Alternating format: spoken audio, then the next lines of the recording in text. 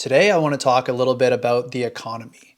Prognosis, not good. In fact, kind of bad. We're constantly being fed this mixed messaging, where we're either on the cusp of a major economic recession or we're in fact in one right now. But one thing is for sure though, prices over the last few years have gone wild, and especially for food. You know, one of my favorite meals, which I just love to eat, is pesto gnocchi.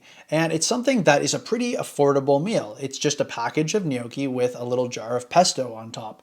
And I don't even use the whole jar. But last time I checked, I could no longer afford to buy it anymore. It no longer fit into my budget because my grocer was charging double the price for the pesto nowadays. I'm talking literally $2.99 for a jar of pesto to 5 something. And you know, it's not that bad when we're talking about dramatic increases of prices for things like camera equipment or cars, but we're talking about food.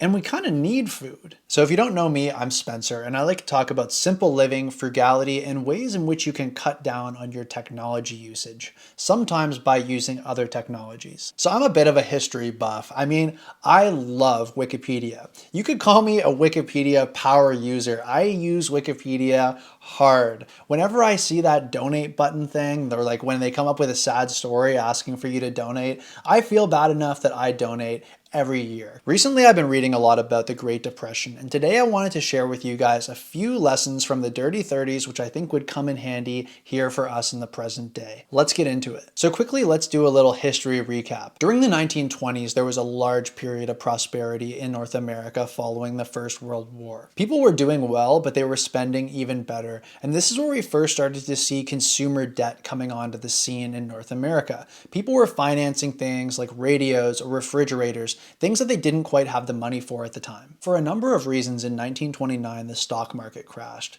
which caused bank failures and panics and widespread economic hardship throughout North America. Many people had very little savings and were financially ruined at this time. But amid all of the chaos, people had to adapt. Like it or not, these changes were here to stay, and people had to be resilient and work hard to get through it. So now let's talk about some of the lessons which we can benefit from today by learning from the Great Depression. So the first lesson that can be gleaned from the Great Depression is the importance of having an emergency fund. One of the things that the Great Depression taught us is that anything can happen, and it's important to plan for your financial future so you are secure no matter what takes place. It is truly never too late to start an emergency fund, just to have a little bit of money socked away in case a rainy day comes along, because inevitably it will. Now I know there's a lot of people out there probably watching this video who are just thinking that they have too much month at the end of the money.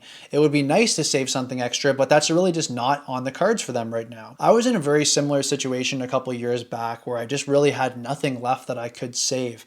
The way that I got around that and was able to build an emergency fund at that time was I just looked around me and thought, what can I sell? What around me do I not immediately need that is truly valuable and that I can get some money out of? And I put it for sale. Very quickly after starting to sell stuff, I was able to get that $1,000 emergency fund started. At that time, I followed the Dave Ramsey approach to paying off debt and getting an emergency fund started. And essentially what that is you start with a $1,000 emergency fund. You sell what you need to get that $1,000 emergency fund to start, just so you don't have to go back to credit if any emergencies arise. From there, you start to pay off your debts while also building up an emergency fund of 3 to 6 months. Once again, I want to just reiterate the feeling of security. It's something that you really don't understand until you have it, and it's a peace of mind that comes from knowing that whatever emergencies arise, I'm going to be able to cover that with cash. I may have to replenish it after the fact. I may have to save for a couple of months to get my emergency fund back to where it needs to be. But by having an emergency fund, I can sleep better at night knowing that if any storms are on the horizon, that I have an umbrella, and that's my emergency fund. Okay, so lesson number 2 from the Great Depression is to embrace DIY.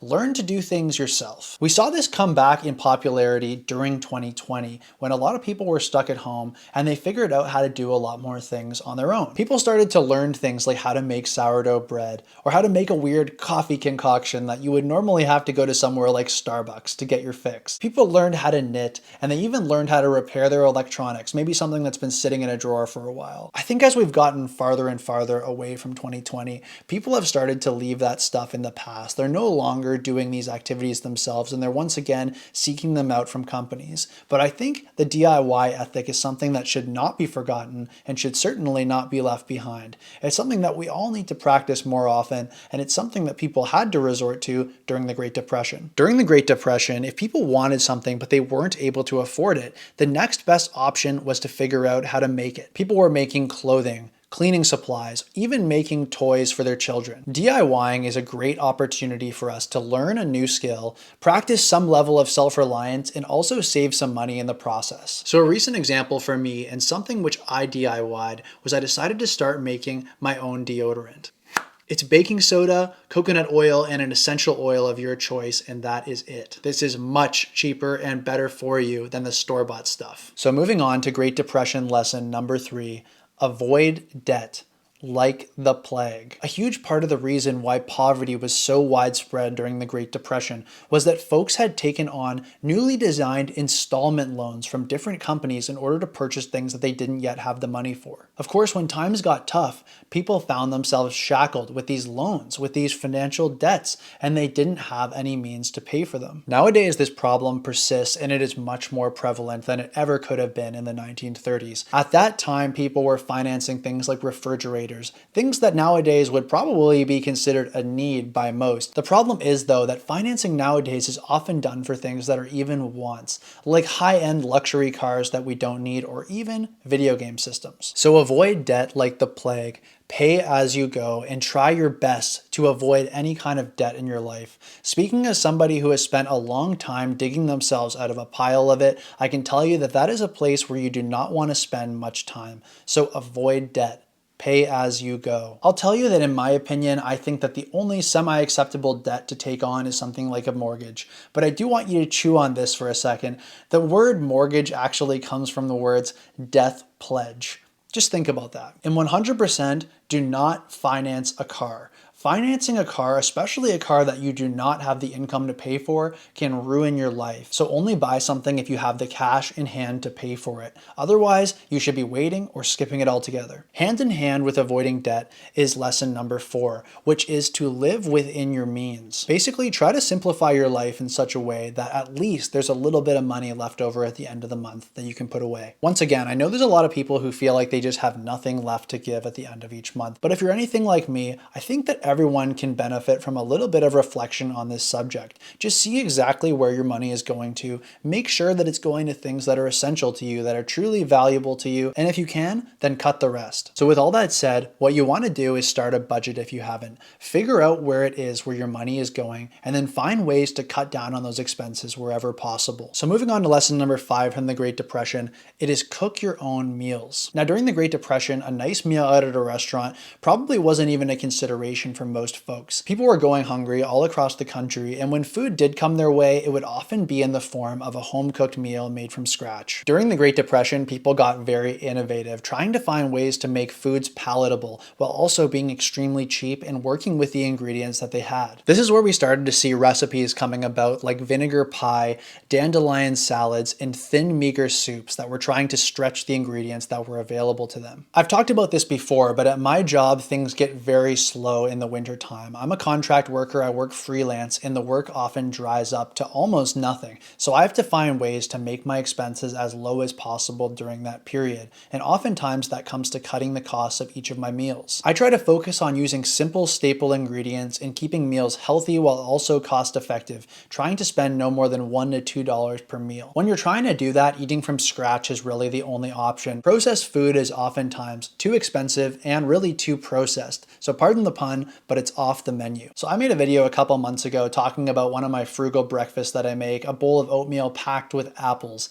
I'll link that right here. If you're looking to find any more recipes similar to that and you want to hear what I'm doing, let me know in the comments section and I just might make a video on that in the future. But regardless of what you make, you don't have to really worry about the cost all that much, because if you're cooking from scratch and you're making stuff at home, you're going to save heaps of money compared to the restaurant version. So have some fun in the kitchen, try seeing what you can whip up, and you can reap the rewards of low cost and high health. Okay, so lesson number 6 from the Great Depression is to hone skills that you could later turn into a side income. Now, during the Great Depression is a time where we saw the rise of the historical hobo, who is a character which I definitely romanticize in my mind and may make future videos on as well. The hobo wasn't able to find any work in his location, so he would hop trains with other guys and they would go across the country and search for work to send money home to their families. And this doesn't have to be all about work or making money either. It can just be about getting in touch with a hobby or another interesting activity that you've been wanting to try. Like me, if you're a musician, you could learn a few different cover songs so you could potentially play a set at a bar or a restaurant for a little bit of money.